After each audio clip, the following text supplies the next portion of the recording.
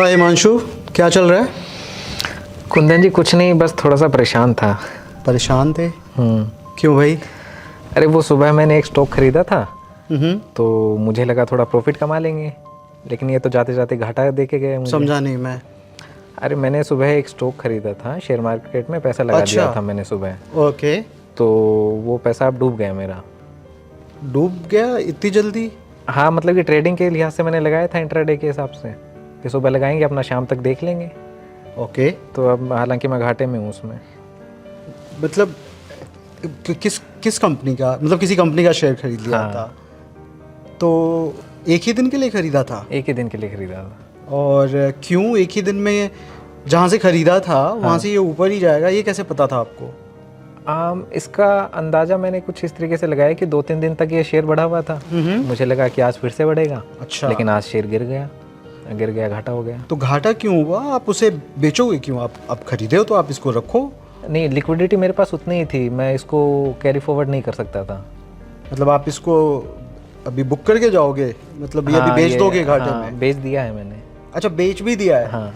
क्यों? इसको कल तक ले जाने में परेशानी क्या थी? उतना पैसा नहीं है ना अभी मेरे पास। अच्छा, लॉस उठा लिया है। हाँ ओके ओके। तो ये है परेशानी? जी। ओके। तो ये क्या आपके पास कोई है ऐसा फॉर्मूला कि आप मेरी परेशानी को कम कर दें? मतलब आप चाहते हो कि ये पैसे रिकवर हो जाए? हाँ, अब घाटा होने के बाद तो यही रहता है कि पैसा रिकवर हो जाए। अच्छा। लेकिन मुझे लगता है कि मेरे जैसे कोई और भी लोग होंगे जो इस तरीके से घाटा उठा लेते हैं। होंगे। स्टॉक मार्केट में काम करने के लिए बहुत सारे लोग मार्केट में आते हैं। काम करने से मेरा मतलब है, उन्हें ये लगता है या उन्हें ये बताया गया है अलग अलग सोर्सेज से कि स्टॉक मार्केट पैसा कमाने की एक मशीन है, जहाँ पे आप आओगे, पैसे डालोगे और वो पैसे दिन दूनी रात चौगनी बढ़ जाएंगे और आपको बहुत सारा मुनाफा करके दे देंगे। और इसका शिकार लगभग जितने भी लोग ट्रेडिंग करने के लिहाज से आते हैं वो इसका शिकार बन ही जाते हैं। स्टॉक मार्केट बहुत अच्छी लिक्विडिटी देता है। अगर हम चारों इन्वेस्टमेंट क्लास की बात करें तो आप एफडी कराने जाते हो तो आप रोज़ रोज़ जाके एफडी का रेट नहीं देखते। आप अगर रियल एस्टेट कोई ख़रीदते हो तो रोज़ रोज़ जाके अपने ब्रोकर को नहीं पूछते कि भाई अभी 1 करोड़ का घर खरीदा था, अभी इसका दाम कम हो गया है या ज़्यादा हो गया है। इसी तरीके से जब आप सोना खरीदते हो तो उसका प्राइस रोज़ रोज़ नहीं देखते। लेकिन जैसे ही स्टॉक मार्केट में कोई व्यक्ति अपना पैसा लगाता है, वो ये चाहता है कि ये मार्केट, ये इन्वेस्टमेंट क्लास मुझे फटाफट पैसे बना के दे। ठीक है? तो मैं आपको बताना चाहूँगा कि इस मेंटालिटी के कारण बहुत सारे लोग, हिमांशु और मैं बैठ के ये जो बातें कर रहे हैं, हिमांशु ने एक्चुअली में अपना कोई पैसा नहीं लगाया है, हम लोग ये एक एजुकेशनल वीडियो शूट कर रहे हैं आप सबको बताने के लिए कि ये एक सिचुएशन बन गई है। ऑफिसेज में काम करने वाले लोग, यहाँ तक कि स्टूडेंट्स भी पूरे दिन स्क्रीन के सामने बैठकर इंट्राडे ट्रेडिंग करके पैसे कमाने की कोशिश करते हैं। सब नहीं करते, कुछ लोग करते हैं। खास करके कोरोना टाइम पे बहुत बड़ी फौज आई मार्केट में और ऐसा माना जाता है, इनफैक्ट जो लेटेस्ट डेटा है इंडिया के सबसे बड़े ब्रोकर के फाउंडर ने डाला है कि 100 लोग अगर मार्केट में आते हैं तो उनमें से 96% मार्केट में ट्रेड करने आ रहे हैं और सिर्फ 4% लोग ही ऐसे होते हैं जो लंबे समय के लिए निवेश करने आते हैं। अब ट्रेडिंग एक स्पेशलाइज्ड स्किल है। स्पेशलाइज्ड स्किल है से मेरा मानना ये है कि आप कुछ ऐसा समझें कि आपको एक सब्जी की दुकान लगानी है, ठीक है? तो आप मंडी जाओगे, सब्जियों के दाम पूछोगे और अपने मार्केट में आके देखोगे जहाँ पे आपको ये दुकान लगानी है, यहाँ पे सब्जियों के क्या रेट हैं। आपको पता चलेगा कि मंडी में 5 रुपए किलो आलू मिल जाता है और आपके सोसाइटी में 20 रुपए किलो आलू वो सब्जी वाला बेच रहा है। अब आपके पास एक डेटा है कि ये रोज हो रहा है, पिछले 30 दिनों में भी हुआ है, पिछले 1 साल में भी हुआ है और ये एक वो ट्रेंड है जो आपको अच्छे से पता चल गया है। बीच में मेहनत करनी है, मतलब मंडी जानी है, मंडी से सामान उठाना है और आपको एक दुकान लगा लेनी है और वहाँ बेच देना है। इसे क्या बोलेंगे आप? ट्रेडिंग ही तो बोलेंगे। लेकिन इस ट्रेडिंग में प्रेडिक्टेबिलिटी है। आपको पता है कि मार्केट में मुझे 5 रुपए का ही मिल रहा है और यहाँ पे मेरा 20 रुपए किलो आराम से बिक जाएगा। ये कंट्री, हमारी कंट्री ट्रेडर्स की कंट्री रही है। बहुत सारा इंपोर्ट पे डिपेंडेंसी है हमारा, तो इंपोर्टर्स हैं, सामान लाते हैं, बेचते हैं, ट्रेडिंग ही तो है। ट्रेडिंग हर कोई जानता है, समझता है, लेकिन सक्सेसफुली ट्रेडिंग आप वही कर सकते हो जिसमें आपकी प्रिडिक्टेबिलिटी हो, आपको पहले से बहुत उम्मीद हो, डेटा हो, इनफ डेटा हो ये बताने के लिए कि हाँ, ये एक्टिविटी ट्रेडिंग की आपने अगर 500 बार की होती तो आपका मुनाफा ही होता, तो ही वो ट्रेडिंग करने का फ़ायदा है। अब आपने जो एग्जाम्पल लिया कि बस मन किया मेरा कि 3 दिन से एक स्टॉक का प्राइस ऊपर जा रहा है तो आज भी ऊपर जाएगा, और इसलिए आपने खरीद लिया और अपनी जो पूंजी थी उससे भी कहीं ज़्यादा खरीद दिया, जिसके कारण आपको उसी दिन बेचना पड़ रहा है और नुकसान बुक करना पड़ रहा है। हो सकता है वो अच्छा कंपनी का शेयर हो और कल बढ़ भी जाए या 6 महीने में बढ़ जाए, तो आप अगर इन्वेस्टमेंट करते हो तो बहुत चांसेस हैं कि आप स्टॉक मार्केट में पैसा नहीं गवाओगे। अच्छा, लोग पैसा क्यों गंवाते हैं मार्केट में? इसका सबसे एक अगर अहम पहलू हम मान के चलें तो वो एक ये हो सकता है कि हाँ, ट्रेडिंग ना करें। ट्रेडिंग, हाँ बिल्कुल, मैं ऐसे बोलूँगा आपको कि अगर मैं कोई एक वर्ड यूज़ करूँ तो वो एक वर्ड होगा इंट्राडे ट्रेडिंग के थ्रू गवाते हैं। हर वो व्यक्ति जो मार्केट में आता है और ये सोचता है सुबह खरीद के शाम तक बेच दूं और मार्केट को टाइम करने में लगा रहता है, वो 2-3 जगहों पे अपना पैसा खोता है। एक, जब आप ट्रेड कर रहे हो तो ब्रोकरेज दे रहे हो, कमीशन दे रहे हो, साथ ही साथ जो फाइनेंस के स्टूडेंट हैं, स्टॉक मार्केट के स्टूडेंट हैं, वो समझते होंगे इम्पैक्ट कॉस्ट होता है।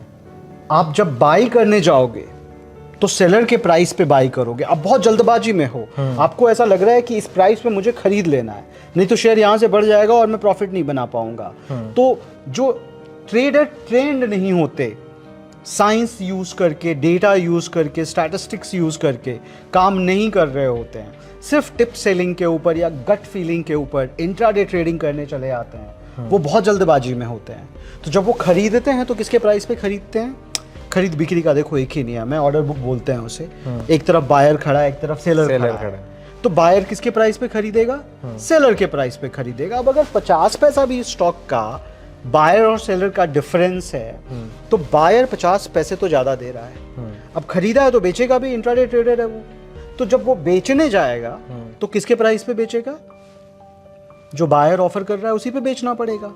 तो बायर और सेलर के बीच का जो डिफरेंस होता है उससे हर स्टॉक का इम्पैक्ट कॉस्ट निकाला जाता है। एनएसई एक्सचेंज पे आप जाएंगे अगर तो वेबसाइट पे देखेंगे तो जब आप स्नैपशॉट देख रहे होते हो किसी भी स्टॉक का तो अब इम्पैक्ट कॉस्ट भी लिखा होता है।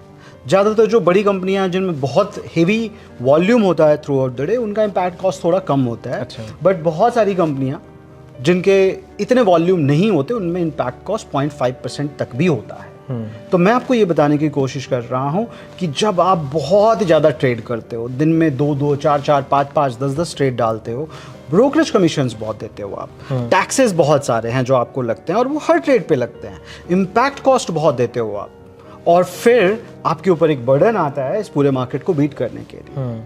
प्लस एक बिहेवियरल फाइनेंस का एस्पेक्ट मैं आपको बताता हूँ।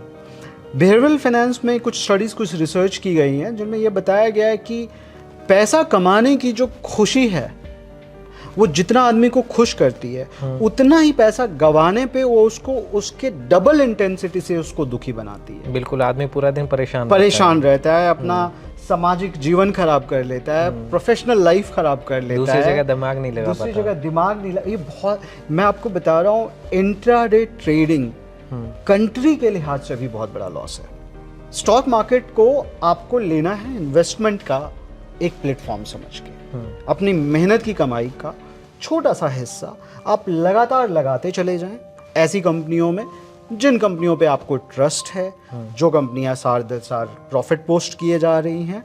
तो यही वो तरीका होगा जिससे कि स्टॉक मार्केट की मदद से आप इन्फ्लेशन को बीट करके अपने लिए धन संपत्ति बना सकते हो लॉन्ग टर्म के लिए।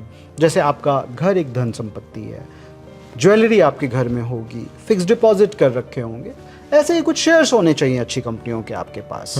तो वो एक तरीका है। लेकिन जैसे ही आप मार्केट को टाइम करने लगोगे, सुबह खरीद के शाम तक बेचने के हिसाब से मार्केट में आओगे, तो बहुत ज़्यादा चांस है कि आप नुकसान ही बनाओगे। कुंदन जी, ये चीज़ें तो मुझे काफ़ी हद तक क्लियर हो गई कि मार्केट में अगर आप इस तरीके से पैसा लगाएंगे और कमाने के इरादे से आएंगे तो आपको जाहिर सी बात है कि नुकसान उठाना पड़ सकता है।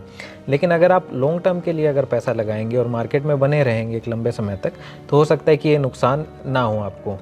कुंदन जी, अगर इसके अलावा आप ये बता सकें कि और क्या क्या तरीके हैं जिनसे लोगों को नुकसान उठाना पड़ सकता है, तो वो क्या क्या पॉइंट्स होंगे? तो एक तो मैंने आपको जो सबसे बड़ा ब्रॉड कैटेगरी था वो बताया इंट्राडे का। दूसरा एक ब्रॉड कैटेगरी है कि देखो, जहाँ पे शहद होगी वहाँ पे मधुमक्खियाँ तो आएंगी, राइट? अब स्टॉक मार्केट है तो पैसे की ही जगह। ये वो जगह है जहाँ से बिजनेसमैन अपने बिजनेस को एक्सपैंड करने के लिए कॉमन लोगों से पैसे उठाता है आईपीओ के थ्रू। आईपीओ ला के फिर सेकेंडरी मार्केट में वो ट्रेड होता है। अब चूंकि लिक्विडिटी इतनी है, तो एक बिहेवियरल फाइनेंस में एक और एस्पेक्ट है, इसको हम बोलते हैं नैरेटिव फैलेसी। मतलब हम सबको कहानियां बहुत पसंद है, तो मुझे आपको कोई प्रोडक्ट अगर बेचना है ना, तो सबसे पहले मैं आपको एक कहानी बताऊंगा। तो कहानी के माध्यम से अलग अलग तरीके से बहुत सारे लोग टिप सेलिंग का भी काम करते हैं। अच्छा। जिन्हें मैं सीधे सीधे स्कैमर मानता हूँ, फ्रॉड मानता हूँ, क्रिमिनल्स मानता हूँ।